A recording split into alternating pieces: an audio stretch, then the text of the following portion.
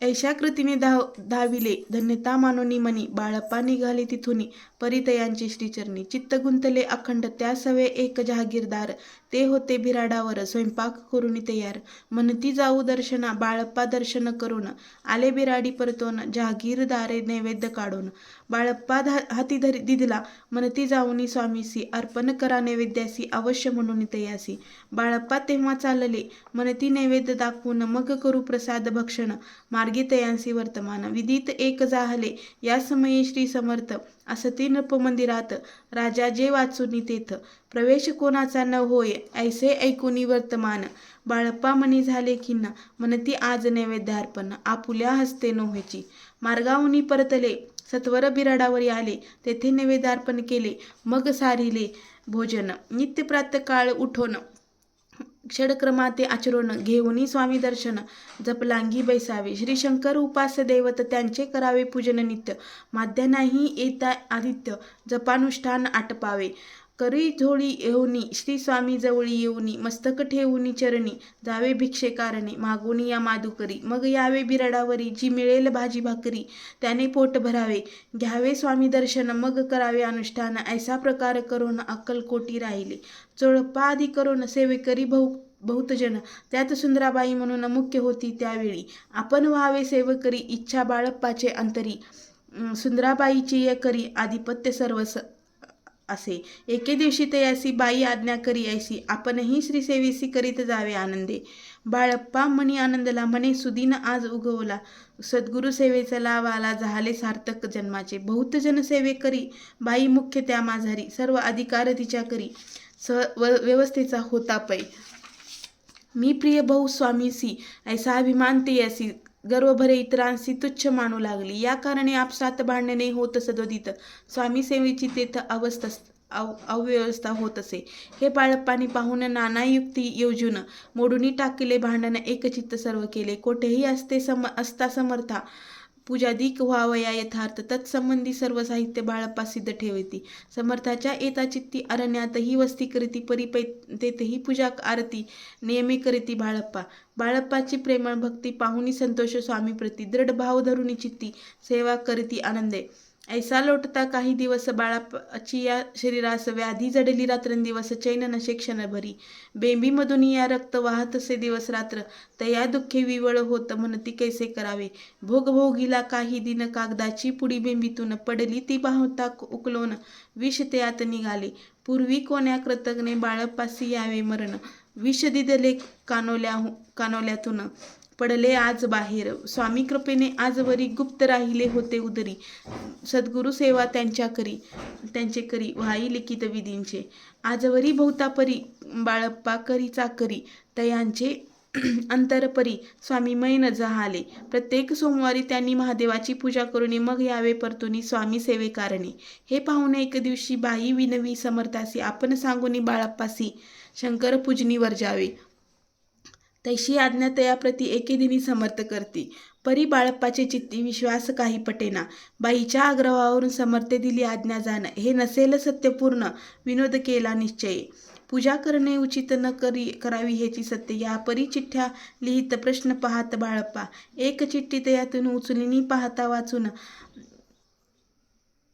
न करावेची पूजन ते माझी लिहिलेसे. तेव्हा सर्व भ्रांती फिटली. स्वामी आज्ञा सत्य मानली. ही भानगड पाहिली श्रीपाद भटजीने. समर्थांचा पूर्ण भक्त चोळप्पा नामे विख्यात. त्याचा हा जमात श्रीपाद भट्ट जाणीजे. स्वामी पुढे भक्तजन ठेवती द्रव्याधिक आणून. ते सुंदराबाई उचलून नेत असे सत्वर. त्यामुळे चोळप्पा प्रती अल्प होवी द्रव्य प्राप्ती. बाळप्पामुळे म्हणती नुकसान होते आपुले. तेव्हा जातात शशूर उभयंता करीती विचार. बाळप्पा ते आता दूर केले पाहिजे युक्तीने. श्रीपाद भट्ट एके दिवशी काय बोलते बाळप्पाशी. दारा पुत्र सोडून देशी आपण येथे राहिला.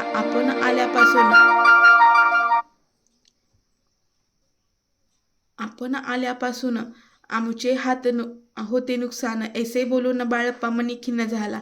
बाळप्पा बोले वचन उमचे अन्न खावण करीतो तुमचे नुकसान. व्यर्थ हा माझा जन्म. स्वामींनी मज आज्ञा द्यावी मी जातो आपल्या गावी. परी युक्ती तुम्ही युक्ती योजावी, आज्ञा होईल ऐशीच. श्रीपाद भट्टे एके दिवशी विचारिले समर्थाशी, कुलदेवतेच्या दर्शनाशी जावया इच्छा बाळप्पा. ऐसे ऐकून या समर्थ हास्यमुखे काय बोलत. कुलदेवतेचे दर्शन नित्य बाळप्पा येत करीत असे. तेव्हा निरुत्तर झाला ऐसा उपाय खुंटला. मग त्याने पाहिला कारभार चिठ्ठ्यांचा. तयाने पुसिले वर्तमान, बाळप्पा सांगे संपूर्ण. श्रीपाद भट्टे ऐकून कापट्य मनी आणिले. मने जावया आपणासी, समर्थ न देते आज्ञेसी. तरी टाकूनी चिठ्ठ्यासी, आज्ञा घ्यावी आपण. तयांचे कपट न जाणोनी, अवश्य म्हणे त्याच दिनी. 2 चिठ्ठ्या लिहुनी उभयंतांनी टाकिल्या. चिठ्ठी आपुल्या करी, भटजी उचली सत्वरी. येथे राहुनी चाकरी, करी ऐसे लिहिलेसे. भटजी मनी खिन्न झाला, सर्व उपाय खुंटला. महाराज आता बाळप्पांना सोडतील निश्चये. स्वामीचरणी दृढ भक्ती बाळप्पांची जडली होती. कैसा दूर तयाप्रती, करतील यती दयाळ. जे जे केवळ बाळप्पांची जडली होती, कैसा दूर तयाप्रती, करतील यती दयाळ. जे केवळ दया घन भक्त, काज कल्पद्रुम. विश्वशंकर दोघे जन तयाशी शरण सदैव. इति श्री स्वामी चरित्र सारामृत नाना प्राकृत कथा संमत, सदा प्रेमळ परिसोत. 12 गोडहा. श्रीराजधिराज योगीराज श्री स्वामी समर्थ महाराज अर्पणमस्तु. श्री स्वामी समर्थ. तर 12व्या अध्यायाचा कथासार पुढील प्रमाणे आहे. बाळप्पा अक्कलकोटास पोहोचले तेव्हा श्री स्वामी खास बागेत होते. दर्शनार्थीची बरीच गर्दी झाली होती. अशा गर्दीत आपला श्री स्वामी दर्शन कसे घडेल या विवंचनेत असलेले बाळप्पा खडीसाखरेचा प्रसाद घेऊन भक्तांच्या गर्दीत घुसले आणि यथावकाश श्री स्वामीपाशी पोहोचले. श्री स्वामींचे अजानुभव दर्शन घडताच बाळप्पाच्या मनात भक्तिप्रेमाचा उमाळा दाटून आला. त्यावेळी जमिनीवर निजलेल्या श्री स्वामींनी एक अलौकिक लीला केली. ते उठले व एकाएकी सभोवतालच्या झाडांना प्रेमाने आलिंगन देऊ लागले. या कृतीद्वारे त्यांनी जणू आपला बाळप्पाविषयींचा लोभ प्रकट केला. स्वामी दर्शन घेऊन बाळप्पा धन्य झाले. अक्कलकोट मुक्कामी असताना बाळप्पांनी नित्यनियमपूर्वक अनुष्ठान व षटकर्माचे आचरण ठेवणे सुरू केले. मधुकरी मागून ते उदरनिर्वाह करीत आणि उर्वरित वेळेत परमेश्वराचे चिंतन करीत. त्यावेळी श्री स्वामींची सेवा म्हणावी तितक्या योग्य प्रकारे होत नसे. सेवेकऱ्यांची आपसात भांडणे होत असत. म्हणून बाळप्पांनी सुंदराबाईंना श्री स्वामींच्या सेवेकऱ्यामध्ये सामील करून घेतले.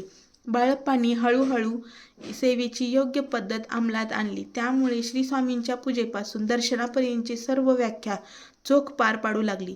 दरम्यान बाळप्पाविषयी लोकविलक्षण घटना घडली.